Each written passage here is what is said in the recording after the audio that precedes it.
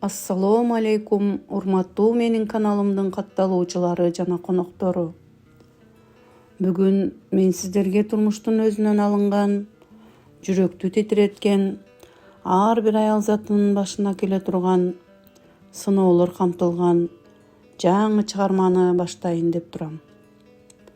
Бул окуя жөн эле жомок эмес. Бул тагдыр. Видеонун аягына чейин көрүңүз. Анткени бул кыздын тагдыры сизди кайдыгер калтырбайт. Элестетсеңиз, сиз эң бактылуу күнүңүздө ак көйнөк кийип, жакшы көргөн адамыңыздын босогосун аттаар алдында колуңузга бир эле сүрөт келет. Ал сүрөт сиздин бүтүндөй жашооңузду, келечегиңизди жана ишеничиңизди талкалап кетсе, эмне кылат элеңиз? Келиңиз, анда баарын башынан баштайлы. Айжаркын айылдын эң көрктүү, мүнөзү жибектей назик кыз эле. Атасы айылдын мугалими, кадырлуу мугалими. Ал эми апасы болсо өмүр бою оору менен алышып келген байкуш аял. Айжаркындын Адилет менен таанышканына туура 1 жыл болгон. Адилет шаардык, колунда бар, сымбаттуу жигит. Ал Айжаркынды көргөн алгачкы күнү эле "Сен менин тагдырымсың" деп айткан. Ошентип той күнү да келди. Үй ичи ысычуу. Жеңелери тамашалап, Айжаркындын бетин боёп, чачын жасап жатышат. Айжаркын болсо күзгүгө карап, өзүнүн сулуулугуна суктанып турду. "Айжаркын, сен бүгүн периште дейсиң", деди курбусу Гүлүм. Бирок Айжаркындын жүрөгүндө бир белгисиз коркунуч бар эле. Ал муну жөн гана толкундоо деп ойлогон.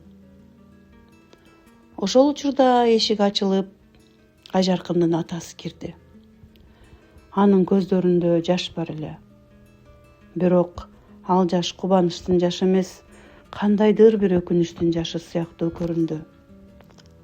Атасы кызынын маңдайынан өөп, "Кызым, айланайын кызым, кечир мени, кандай гана болбосун, мен сени жакшы көрөм" деп шыбырады. Бул сөздөрдүн маанисин Айжаркын кийинчерээк өтө кеч түшүнөт. Атасы чыгып кеткенден кийин Айжаркындын телефонуна "кың" деген билдирүү келди. Ал Адилеттен келген сүйүү билдирүүсү го деп кубанып, шаша-буша ачты. Бирок экранда Адилеттин сүрөтү эмес, чоочун бир аялдын жана Адилеттин төрөт үйүнүн алдында кучакташып турганын көрүндү. Айжаркындын колу титиреп билдирүүнү окуду. "Айжаркын, сенин тоюң бул жөн гана келишим. Адилеттин мага берген убадасы бар. А бул наристе болсо сенин болочок күйөөңдүн баласы болот. Бизди ажыратууга сенин акың жок" деген жазууну окуду. Айжаркындын башы айланып, дубалды таянып калды. "Кантип? Адилет мени ушунчалык алдадыбы? Ал кечээ эле мага гана таандык экенин айтпады беле?" деген суроолор мээсин жеп жатты. А сыртта болсо жар айтылып, күйөө жолдоштордун шаңдуу күлкүсү угулат. Жеңелери "Келди, күйөө бала келди" деп кыйкырып жатышты. Айжаркын кайрадан күзгүгө каранды. Күзгүдөн бактылуу келинди эмес, жашоосу 1 мүнөттө күлгө айланган, алданган кызды көрдү. Ошол учурда Адилет бөлмөгө кирип келди. Анын жүзүндөгү жылмаюу Айжаркынга азыр абдан жасалма көрүндү.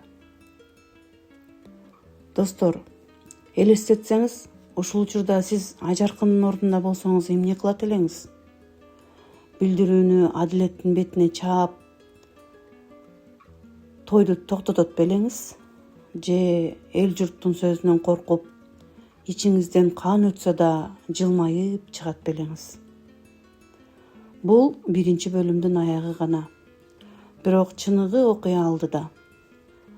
Ажаркын атлетке сүрөттү көрсөттүбү, же атасынын жашырган сыры ушул билдирүү менен байланыштуубу? Кийинки бөлүмдө биз Ажаркындын тагдырын чечкен биринчи кадамын көрөбүз. Эгер сизге бул окуя кызык болсо жана уландысын тезирээк көргүңүз келсе, видеонун астына уландысын күтөм деп жазып калтырыңыз. Сиздин комментарийиңиз мага дем берет. Ошондой эле каналга жазылып, коңгуроону басып коюңуз. Ошондо экинчи бөлүм чыгаар замат сизге билдирүү келет. Көңүл бурганыңыз үчүн рахмат. Кийинки бөлүмдө жолугушканча аман болуңуздар.